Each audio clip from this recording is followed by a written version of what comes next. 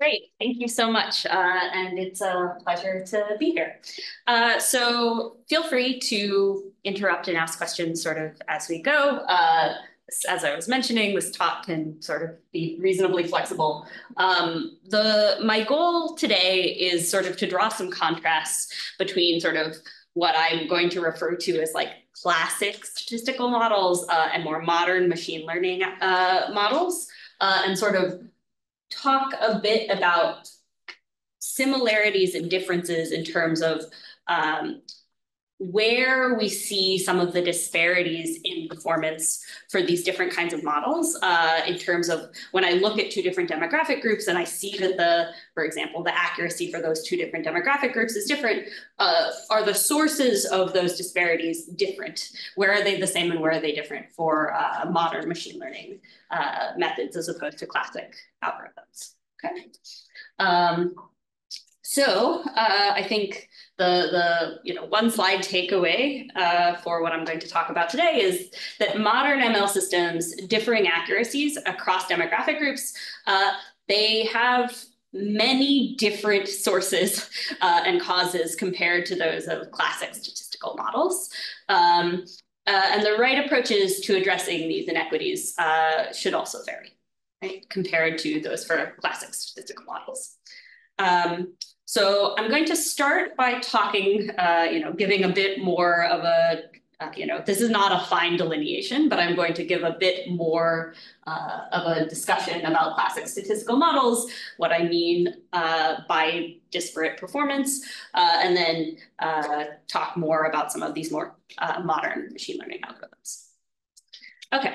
So just so that we're all on the same or at least a somewhat similar footing, right? Let's just sort of keep in the back of our minds some modern machine learning setup, right? Or some basic machine learning setup where there's some collection of different distributions, D1 through dk. And we can think about each k or each I between 1 and k as representing some different population, some different demographic group, right? We could think about these as being split out along racial lines, along gender or various other things, right? But we might imagine that these distributions look considerably different, right? We'll think about having finite samples, right? Where we have some number of samples drawn from each particular distribution. This should have an I right here. And I'll often refer to X's as the set of features that we have available for us, and the Y's as the thing we're trying to predict in the case of supervised learning. Y's might be, they might be discrete, right? In the case of the previous talk, we might think of Y's as like whether or not there's a high risk of maltreatment for individuals, right? But it could also, we could think about the Y's as being real valued, right? They could say like, we're not trying to say yes or no, there is maltreatment risk, right? There's just like a continuous number between 0 and 1, right? That can often be the case. So the goal of many machine learning setups, right, is to pick a model that goes from the set of features we observe to Y, the label we're trying to predict, in a way which minimizes the expected loss on future samples, right? So we don't actually generally care about predicting well where we already see our labels, right? We use our sample instead to try to learn a model which has good predictive performance on future samples drawn from that distribution. Right? And this is sort of the most basic machine learning setup, right? Where people are trying to minimize their expected loss on future heretofore unseen samples, but that are drawn from the same distribution as the training set, right?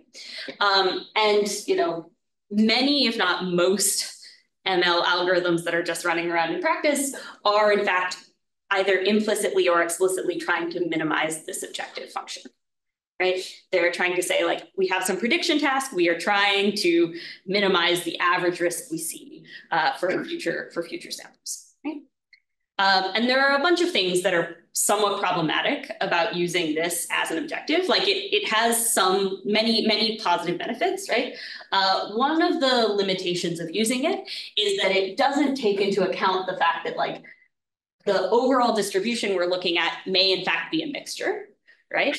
And if it is in fact the case that these distributions look fairly different, it might not be the best metric to just look at like average loss. You might, for example, care about something that looks at like the worst case loss for any one of your populations you're mixing over, right? So this, if instead you care about talking about the performance of whatever model you're looking at, you might actually care about the performance of it on the group for which its performance is worst, right? And that is, this is an object that may be more appropriate if you care about the disparities of the performance of the model you're picking. Okay, and I'll refer to this as min-max demographic optimization, right? Because if you're trying to minimize this objective, what you're saying is, I want to pick a model, not that's sort of just best overall when I average over the entire group of people, right? But instead that I'm hoping that the model I pick performs as well as possible for the group for whom it performs the worst. Okay. And that's, in certain contexts, that may be a more natural object, especially if you're worried about the disparate treatment or the disparities in performance of the model that you're selecting. Okay, okay, great. So I want to start by giving a bit more of a description what I mean by classic statistical settings and classic machine learning or classic statistical models, right? In most cases, when I'm talking about this, the data sets we're looking at are tabular and low dimensional, right? I was set up very nicely by the previous talk, so thank you to the organizers for, lucking into this this as a schedule, right? But think about data sets that are very structured, that we have, reasonably low number of dimensions, where each of the dimensions corresponds to, a type of data that is like easy for us to understand something about, right? Like it might be the case that like each row in our data set corresponds to a person, right? And we have a bunch of information about that person, for example, right? So this is a fairly common setup, right? That I imagine most of our friends in the social sciences are quite familiar with, right? As well as, this is a setting in which like lots of classic medical and biological uses of statistics have often operated, right? Okay. I think it's also often the case that in these classic statistical settings, the number of samples we have, it's not infinite, right? But I think it's reasonable to hope that the number of samples we have is something polynomial in the number of dimensions that we observe, right? If we don't have that many, chances are pretty good we're going to have to do some considerable work to make sure we don't overfit to our sample, right? And generally the goal and the setup that is used here is that like we train relatively low complexity models to predict Y from the set of features we observe X. And we're generally thinking about Y, like the set of labels I'm choosing from being reasonably small or real valued, right? I'm not usually thinking about trying to predict, sorry? Well, I have some disagreement, but okay, yes, yeah. It may not always be the case that you're trying to predict one of a small number of values, if that's the thing. But there may be some disagreement about which part. We can talk offline. Okay. I'm defending my turf. That's all. Okay. No. I think that it's not the case that this is always how things work, but this is one fairly standard setup. So, right. I'm saying like before we had like in 1980, yes. Okay. Yeah. In 1980, I said classical. I'm not classical is like all relative, right? Before some fraction of the people in this room were born. Okay.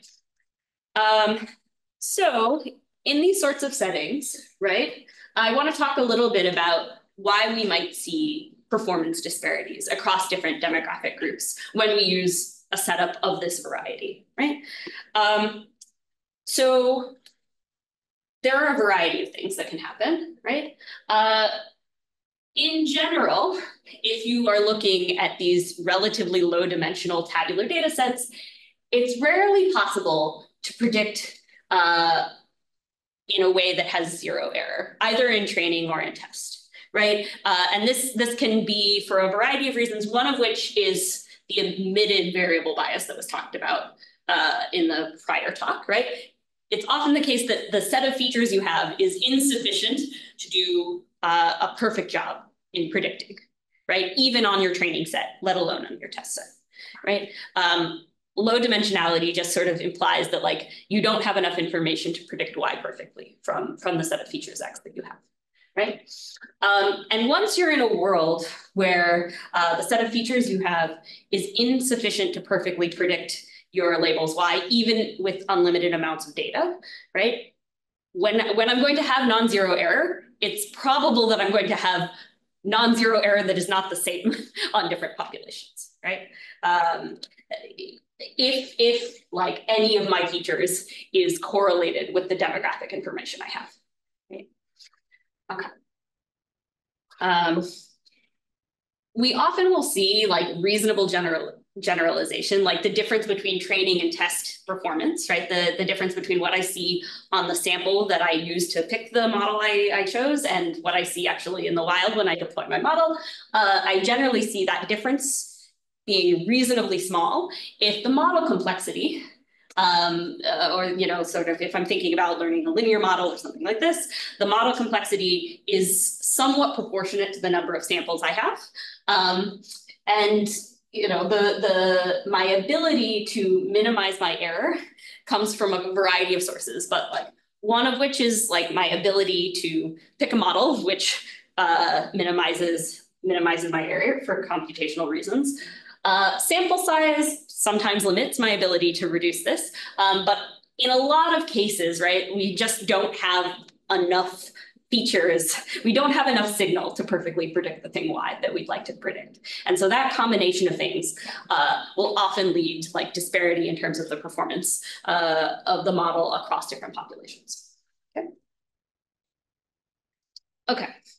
So this suggests a couple of things, right? And I'll talk a little bit about some of the possible ways one can mitigate some of the disparities you might see from some of these classical models, right? You can think about the introduction of additional data, training data, from populations for whom a given model is performing poorly. And in some cases that can help, it can in some cases help the performance on populations that were previously underserved, right? So we can see some improvements for populations with lower performance.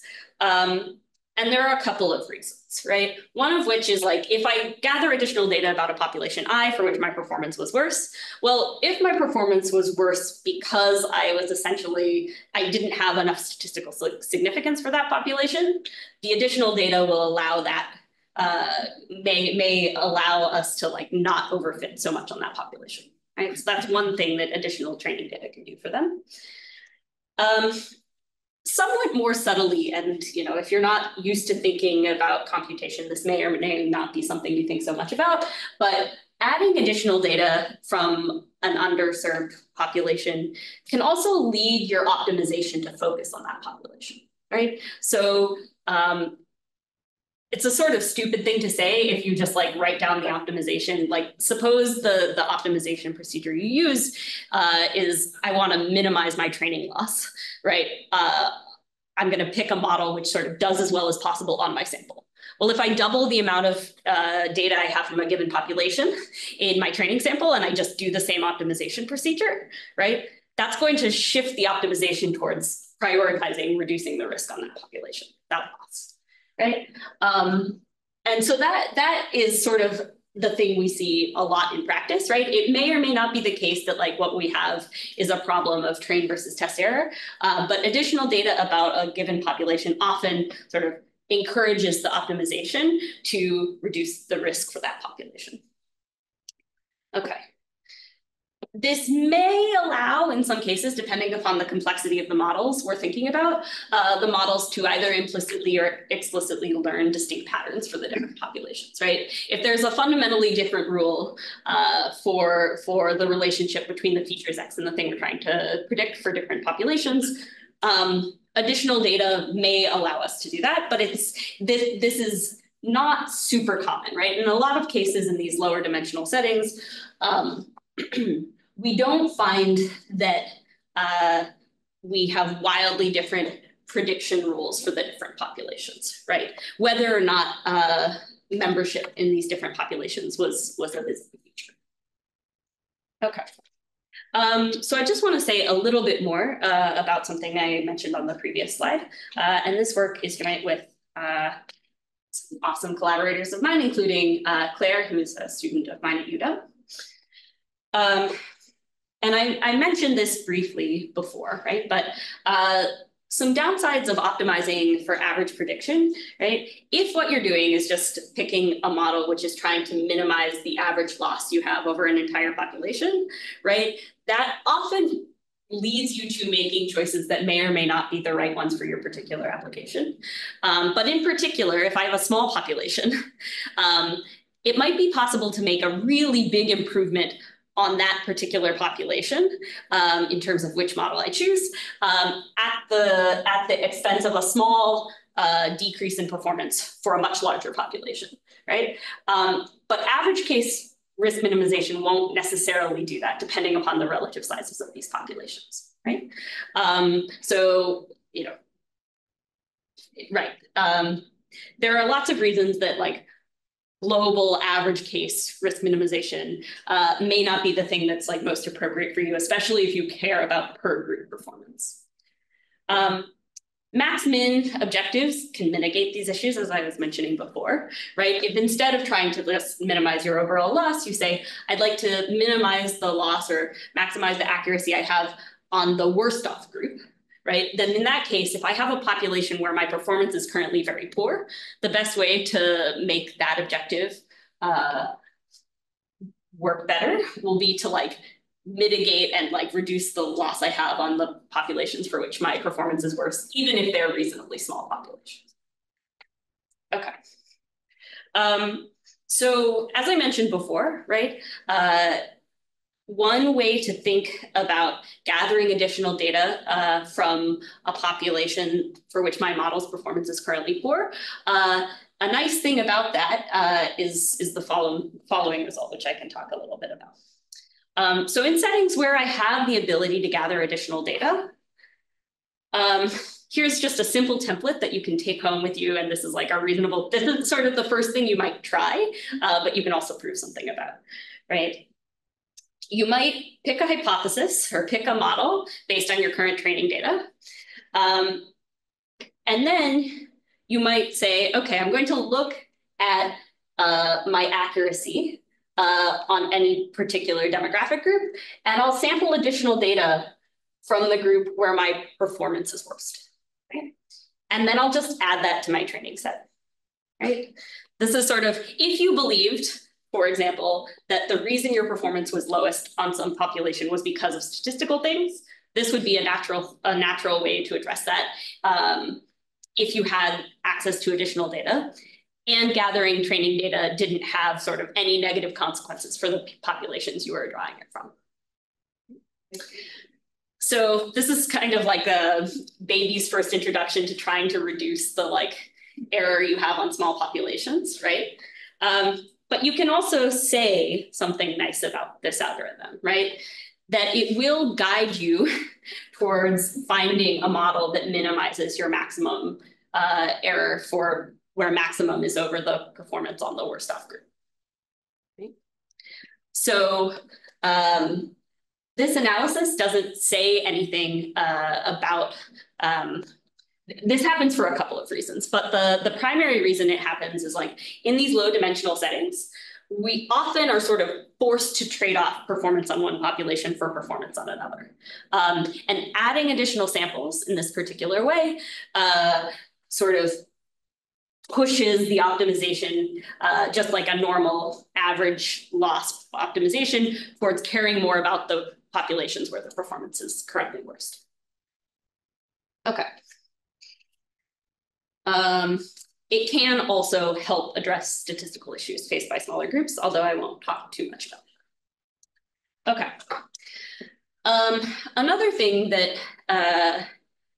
can happen, which again, I would like to refer this to the previous talk, is that disparities can be reduced by introducing additional relevant features, right? I mean, this happens everywhere, but like in these low dimensional settings, right, we often don't have a set of features which is perfectly sufficient for predicting the thing we care about.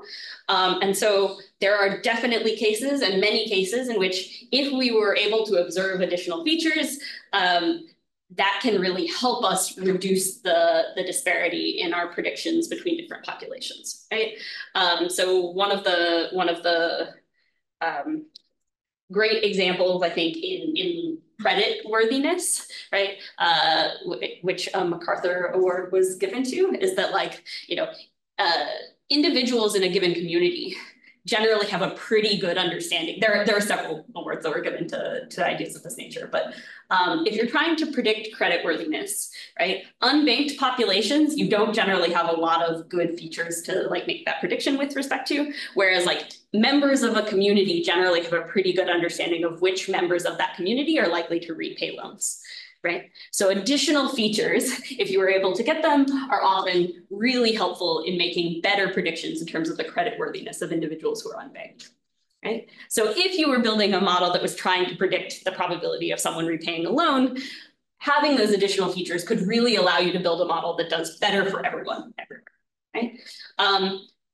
The additional features that might be useful, well, I think many of you can like imagine this, right? But finding features that are correlated with the thing you're trying to predict, ideally in a way that, like, you know, sort of picks up on some of the blind spots of the omitted variable bias that was talked about in the previous talk. This, you know, in a lot of these cases, in these classical statistical settings, some of our features may explicitly encode demographic information or be very strongly correlated with it. And that's something that's quite different than some of the models or some of the settings that I'll talk about in a minute. Okay, so now I want to talk a bit more about more modern machine learning systems. And here I want to sort of focus your attention about thinking about things such as, including but not limited to, right?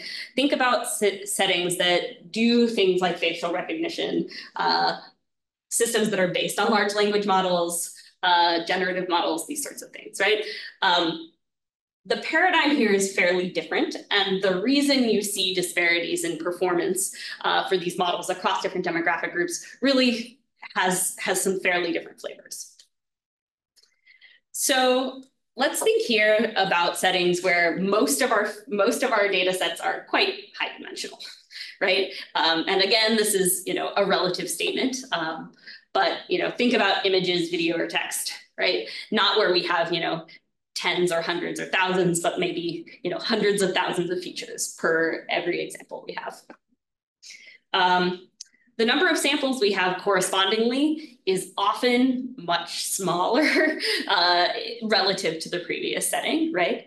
And in settings where that isn't the case, then we end up with other problems, right? So some settings we have like a number of samples which grows relatively slowly compared to the number of dimensions we have. In settings where we allow, where we're gathering data sets that are like web scrapes, right? We may have a number of samples that is growing reasonably quickly, but then we end up in a lot of settings where like a lot of that data has a lot of problems that we have to deal with further down the machine learning pipeline. Okay. The goal here is still often to train models to predict Y from X or to like try to attempt to sample from that same distribution, but we're generally training really high complexity models in a, you know, mathematically formal way, we could say something. right? But in this setting, right, we're often trying to predict, something, an output that might be, from a large set. For example, if I'm trying to predict like the next word you're likely to type into Google, right? Any number of different things that could apply there. I'm not trying to say yes or no. Right? I may also be trying to determine, I have an image, like tell me what the set of objects in this image are. Okay.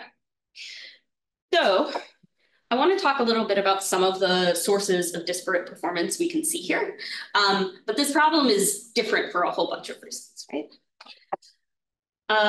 So the distribution over the set of features we might see in these sorts of settings can really be quite different, right? So in the previous examples, when we were talking about classical settings, right, it was almost always the case that if you look at any one of your features, or even a collection of the features you had, the distribution over those features for your different populations would almost certainly vary by race or by other demographics, right? If for no other reason than a lot of the features themselves were demographic attributes by themselves, right?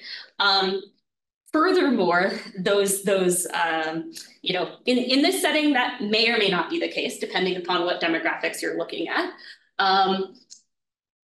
The thing that's sort of varies more here is that because you're in such a high dimensional setting, it may or may not be the case that, like, if I knew the demographic makeup of a particular sample I was trying to predict, I may or may not care to use that information to make a more accurate prediction about why.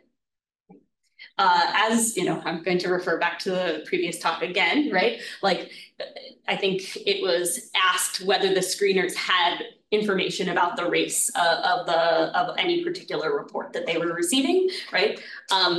Generally, I think the answer ended up being yes, that they did have that based on the fact that the screens were being like correlated with other information. Like, you could imagine making predictions that are based on that demographic information.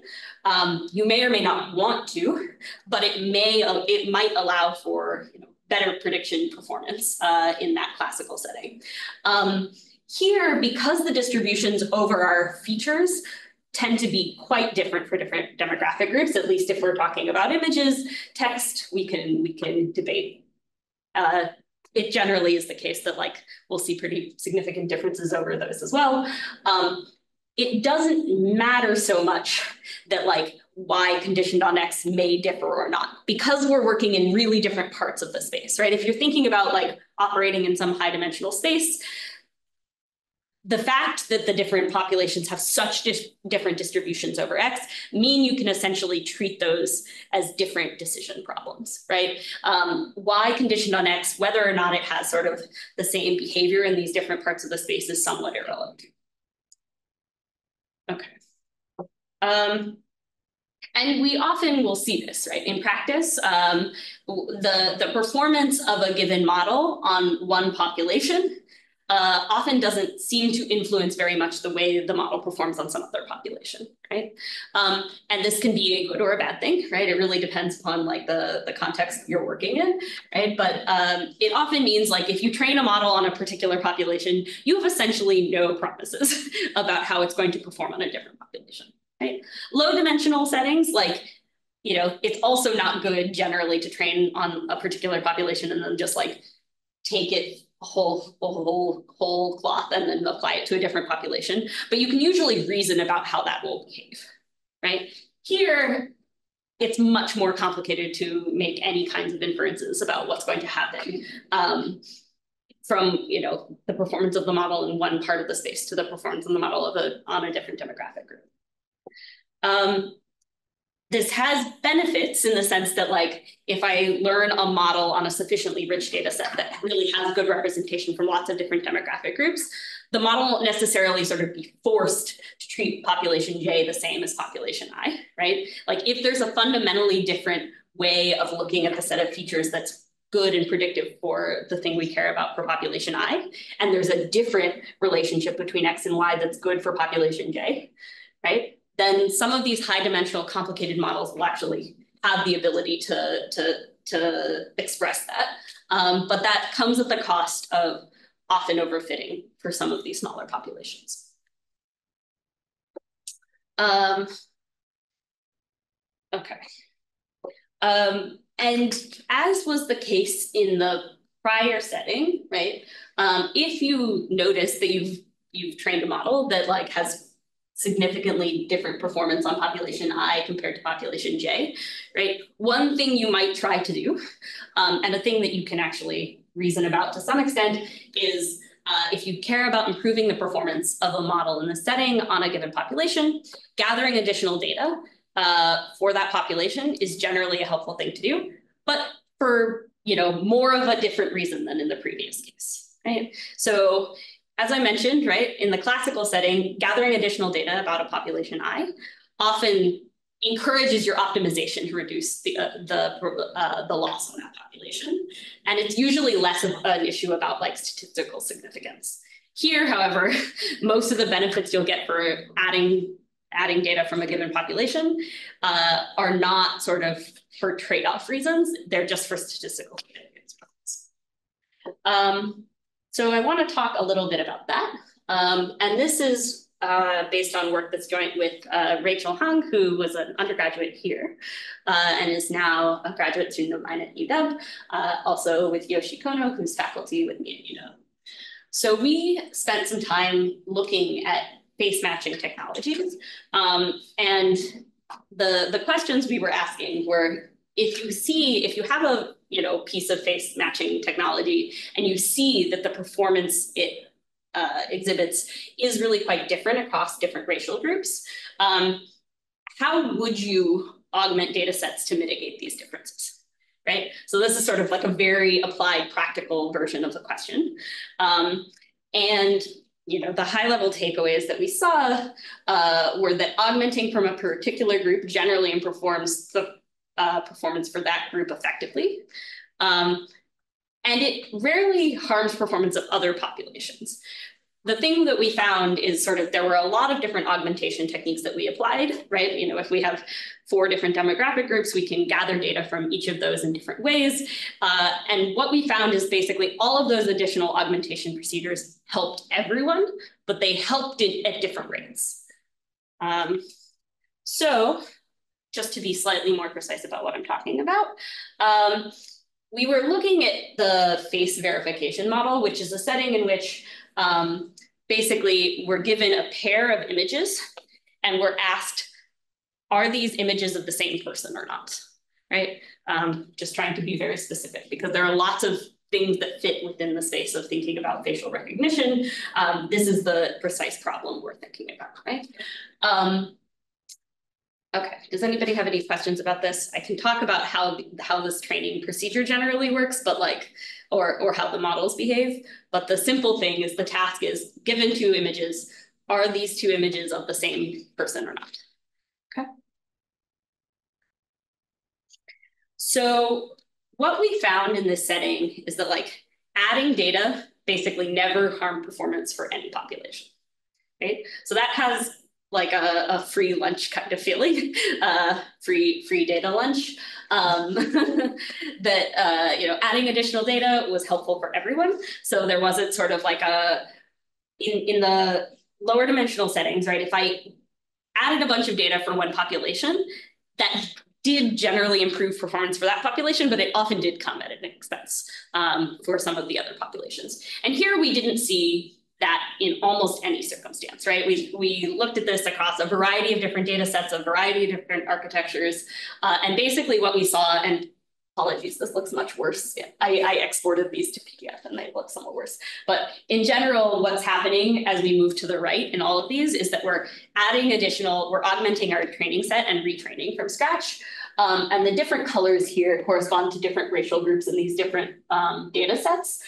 And what we found, the fact that all of the lines are going up means that the performance went up as we added data sort of in a broad variety of contexts. And in most cases, it was the best to improve performance on a particular population. It was generally best to add more data from that population. Not always, but generally the case. but that it was sort of never harmful for a particular group to add additional data from that group or another group. Okay. And that's a foundationally different thing.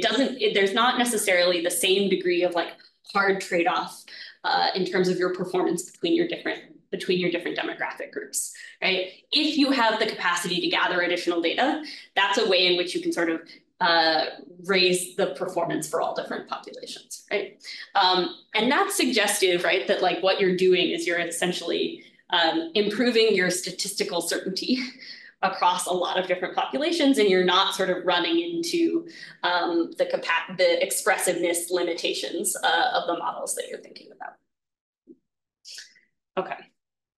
I also want to use this to just like note that like while the performance of all the groups generally improved regardless of sort of how we augmented our data sets, it's not the case that the difference in performance always got better, right? So if I add data from a particular population, or if I add data of any type, right, the performance of all the groups can get better, but the gaps between them can still change, right, and maybe increase, right, if the rates at which the performance increases varies by population.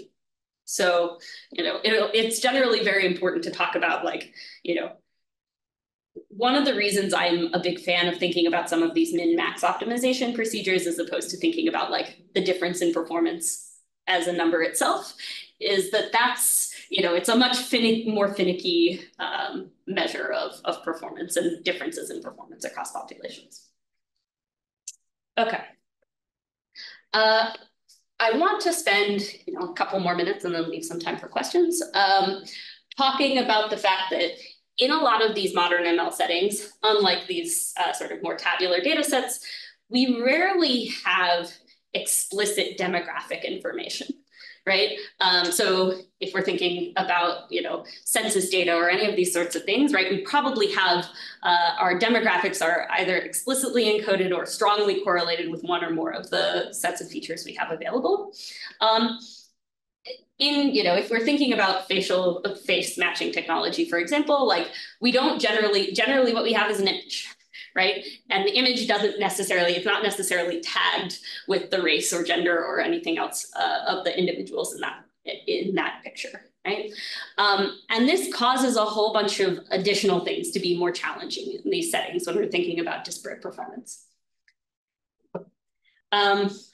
The demographics are still likely correlated with the available features. And that can lead you to ask any number of different questions, right? For example, it's possible to infer demographics from existing features. This is unlikely to work as expected, right? And it's not clear that you even necessarily want to do this for a variety of different reasons, right? But you could imagine, right, if what you cared about is the performance of your face matching technology on different populations. I'm not suggesting this. Let me caveat that this is not what I'm suggesting you should do. And you knew, for example, that like, basically population A and population B performed very differently, right? You could imagine first trying to predict whether an image belonged to population A or B and then doing different things explicitly. This is generally not a great idea. And for the reasons that I mentioned before, right, that these models generally are flexible enough that they will, if A and B really have different performance, if populations A and B really have different relationships between X and Y or have like sufficiently distinct distributions over X, they generally will figure that out on their own. And it's not necessarily necessary for them to have, group membership as something that they explicitly operate on. But perhaps what you care about, right, if you're, working at a large company that's building one of these technologies, is that you just want to estimate how different your performance is on population A versus B. Well, if you don't even have sort of the information about which points in your training set belong to population A or B, you've got a statistical problem, right? How do you estimate something where you don't even know group membership? And I will say just a bit about that, but like there are so many issues that come from trying to predict demographics and then using that predicted demographic to try to, for example, predict or sort of estimate the difference in performance you might have for different populations. From a technical perspective, right, there are a few things you can say, but if you learn like even a pretty good predictor for demographics. And then you try to use that to infer sort of the difference in performance that your model has for different populations. It can be really, really bad, right? You can have a pretty good estimator of, for example, whether individuals are male or female. But that can be a pretty good estimator that does a very, very bad job helping you predict what your differences in performance for men versus women are, right? I think that's not so surprising if you sit down and try to do the plug-in estimator with these things.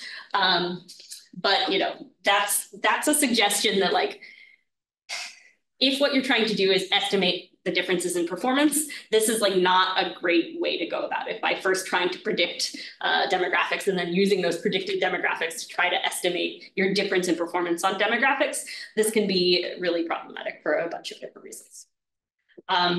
Even if the errors of my demographic predictor and the model I have are uncorrelated once I condition on the true label in demographics, it's still the case that we end up the plug-in estimator you might hope to use is a biased estimator of your disparate performance, and it only underestimates the disparities that you might see, right? So that's somewhat suggestive that this is some of the reason that whenever you're trying to use proxies, you should be fairly careful, right? Because it's not at all clear what you're measuring and how closely related it is in terms of the disparity, the differences in performance. Okay. I want to spend just 1 or 2 more minutes talking about the fact that if we're talking about not, face matching has a sort of well-defined, it's a well-defined task, right? We can argue ad infinitum, I think, and I would probably argue in opposition of its use in almost any context. But if you're thinking about using LLMs, it's not even clear what demographics we might care about, what equitable prediction means, right? Some of these foundation models that people are building and are saying they can be used anywhere, right? That's really problematic because there's essentially no bound on which we might care to look at the performance, and it's not obvious what we might want, right? Some simple things that people have started to try to understand is if I'm looking at an LLM and I ask it questions about people, right? I describe a person and then I ask it questions about that person, either for the, that often has a lot of the unwanted biases that you might imagine, right? In many cases, in a way that's worse than people, right? Some recent work has sort of looked at when LLMs are asked to evaluate candidates for hiring, whether we see sort of replicability of all of the resume studies that we're familiar with for people. And the answer is yes, generally, when you can get LLMs to answer questions about people and comparing people for various things, they have or often have exacerbated versions of human biases embedded into them.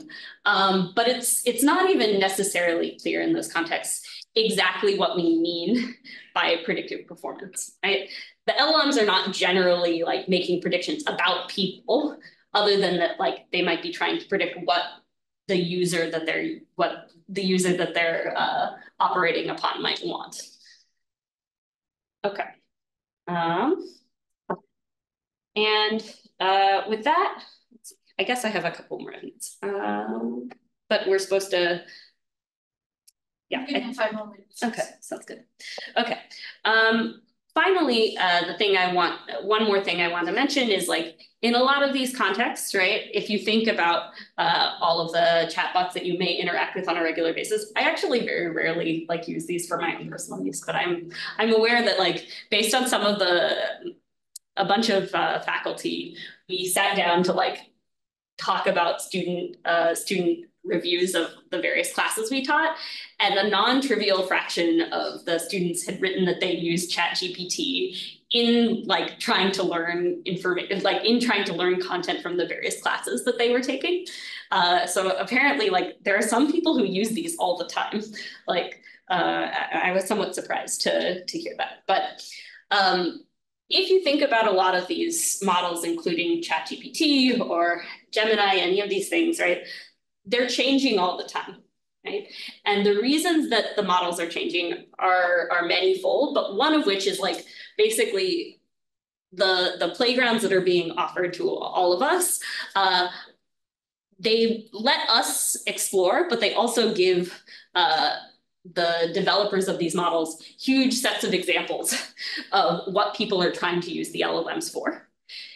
And then that data is being used to train the next generation of models that these different companies or organizations are producing, right? And that leads to some really interesting and complex dynamics that can also lead to models performing much better on certain populations and much worse on others, right? There are some interesting feedback loops that can happen here, right? For example, if ChatGPT, for example, worked particularly well for a particular population's set of queries, right?